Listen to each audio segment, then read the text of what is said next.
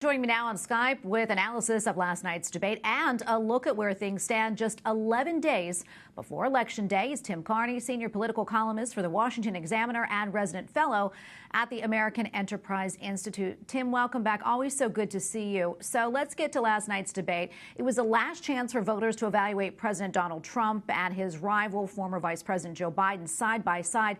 How do you think they fared, and how do you think they came across to voters this time?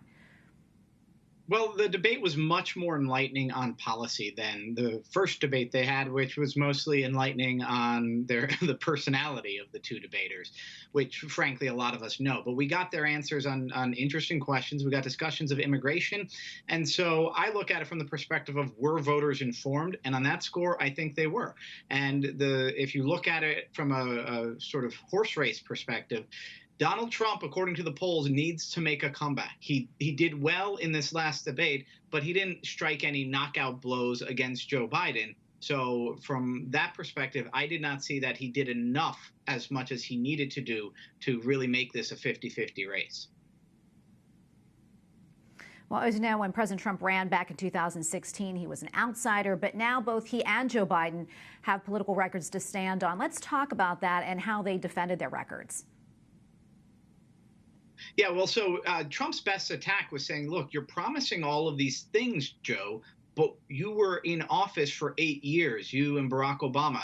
For a couple of those years, they had a majority in both chambers and even a supermajority in the Senate. Why didn't you do anything?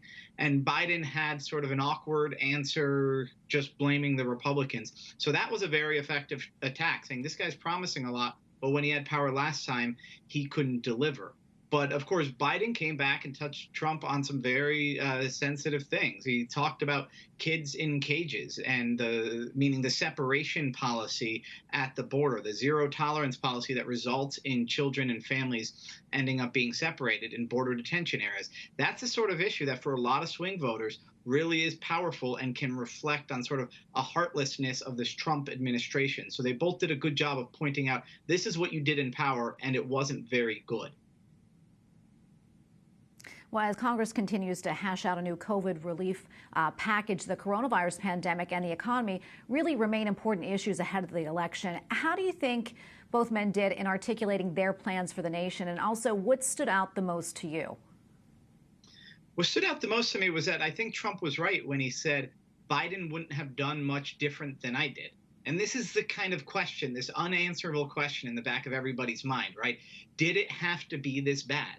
And we look almost every other country in Europe and a lot of Asian countries, well, they did well for a while, but then it also did bad. So we wonder, could we have done better, especially because we're not going to do drastic lockdowns along the lines of some of these other countries.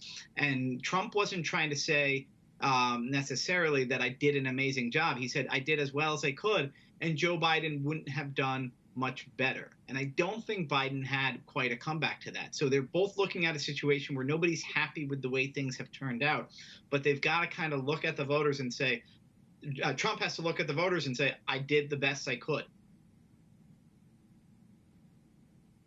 Tim, I want to turn now to the other big story on Capitol Hill. The Senate moves forward in the confirmation process for Judge Amy Coney Barrett to the Supreme Court. What's your take on how this is all going to play out? So the Democrats are showing that they know they don't have a chance to stop this unless something extraordinary happens. The 51 Republican votes have been lined up. Even if you had a defection, the Republicans would still have the tie-breaking vote with the vice president. And so there's not much of a worry from the Republican side. From the Democrats, they're trying to slow things down, which is what the minority always does. And they're maybe trying to score some political points by making a fuss about either the process or about the nominee. But on the nominee, they've kind of given up on attacking Barrett.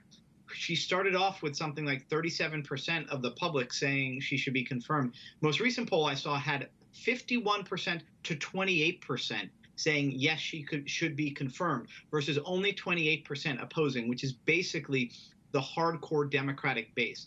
So the Democrats are not able to use her as a negative to try to harm the Republicans in the way they hoped. So now they're trying to use the process in order to sour some voters or motivate their own base ahead of Election Day. Okay, Tim, we'll leave it right there. Thank you so much. Tim Carney, senior political columnist for the Washington Examiner and resident fellow at the American Enterprise Institute. Thanks again. Thank you.